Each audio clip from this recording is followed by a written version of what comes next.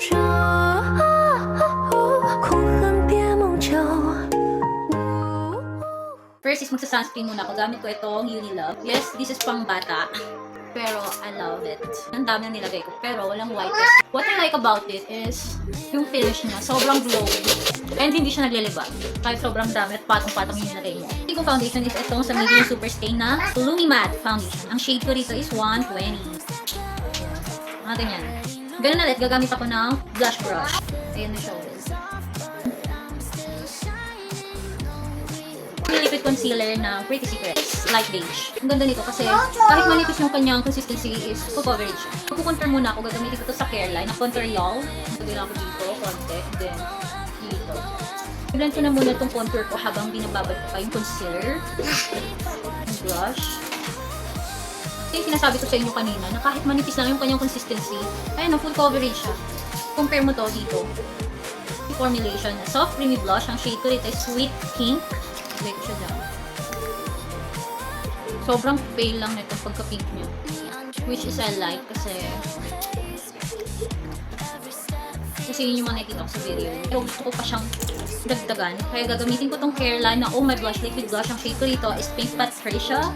Kaya dagdagan ko dito. Kung naka-follow ka sa akin dito sa TikTok, masanay ka na malaging may maingay. Kasi hindi natin maiiwasan yan. Blend ko lang.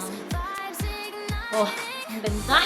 Gagamitin ko na pang contour sa nose ko. Ito yung Ashley Shine na double-ended pen. Meron siyang contour and meron din siyang pang highlight. Pero compare dun sa mga ginagamit kong pang contour sa face, ito sobrang dali kasi sobrang creamy niya. Hindi siya mahirap i-blend. Gusto kong mag-bronzer kasi gamitin ko isa itong Shiglam na Sunburst Glow Mixer. Ang medium tan warm. Actually, glow booster to. Pero ginagamit ko siya as my bronzer. Gaya ng sabi ko, mahilig ako sa glowy. So, ito yung pinag-bronzer ko. Para naman glowy. I-blend ko lang siya pataas. Set na ako ng makeup and dalawang powder yung gagamitin ko. Itong sa squat para dito. And then, ito naman sa under eye ko. Ito, gusto ko to kasi nga sobrang glowy ng kanyang finish. Kaya kahit matte na yung face, glowy pa rin. And then, ito namang as light. Itong color pink nila. Para lang dito sa aking under eye. O, diba? Kasi nga itong pagka-pink. Kahit sobrang mura lang nito, ang ganda talaga ng performance niya pagdating sa, ayun, titilan na ako and then gagamit lang ako nitong eyebrow pencil. Tingnan lang, para hindi naman siya harsh. Ano ang gagawin na technique na yun? Ewan ko kung mag-work siya. Gamit ko itong iMagic Professional Cosmetic, itong black. Oh my god. Ewan ko kung mag-work to pero try natin. Kukunin itong shade na Flamingo. So far, hindi ko na alam kung anong ginagawa ko. I-blend ko siya ng maayos with my clean brush. Tapos i-build up ko yung kulay dito sa baba. Maglalagay ako ng glitter dito. Gagamitin ko itong sa Careline. Maglalagay din ako dito sa baba. Lalagay ako ng Aegosol. And then gagamitin ko nga pala ulit itong sa Ashley Shine. Itong highlighter part naman nila gagamitin ko. Medyo nakukulangan ako sa kintab ng aking talukat. Kaya naman, lay into it's your time to shine. Ito kasi yung highlighter ko na mag-glitter. And then mag-matte highlighter na ako. Gamit ko itong Floor. Ang shade ko dito is number 3.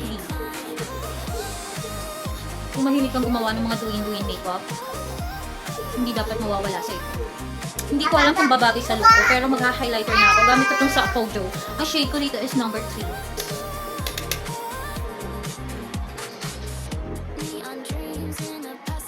Konti-konti lang. Oh my god, I love it! I super duper love it! I love the shine that it gives me, you know? Tingnan nyo. So pretty! I love it! So, gagamitin ko na lang itong O2O. Dito is M17.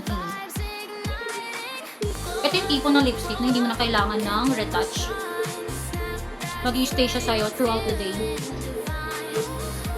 And then, I am using this Novo na lip mud. Sobrang pretty! And then, magsiset na ako ng makeup ko. I am using this Squad Refreshing Melon Mist Makeup Spray. Ito. Diba, tagal na sa akin, pero hindi ko pa maubos-ubos. So, sisimutin ko na siya. 一想到你，我就空恨别梦久。